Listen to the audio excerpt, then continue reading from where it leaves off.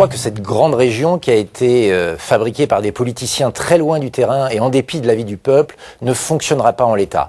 Ma mesure phare pour ces régionales, c'est d'avoir 3 vice-présidents.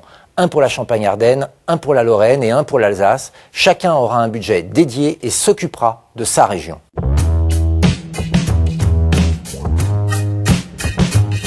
À chaque fois qu'on rassemble des collectivités, il y a un surcoût de 30 à 50% malgré les économies promises. Tiens, est-ce que vous saviez par exemple que les élus seront plus payés dans la nouvelle région et que le surcoût sur 6 ans sera de 8 millions d'euros? Ça suffit. Nous proposons arrêt total du matraquage fiscal, gel des taxes et des impôts, et nous proposons aussi de ne payer les élus qu'en fonction de leur temps de présence. Des économies, c'est possible, et nous le ferons.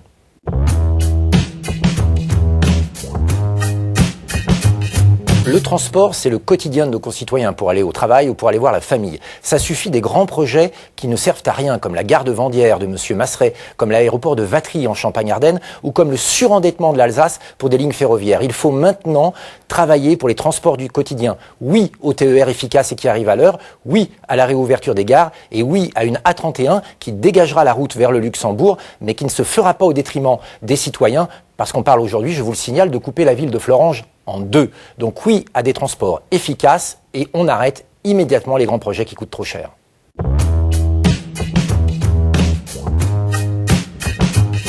Écoutez, très franchement, ce n'est pas la question puisque ça a été décidé malgré nous, dans notre dos, par M. Richert notamment, qui a négocié avec M. Masseret et qui, pendant l'été, a fait agrandir le Parlement de l'Assemblée régionale de Strasbourg pour l'amener à 169 sièges.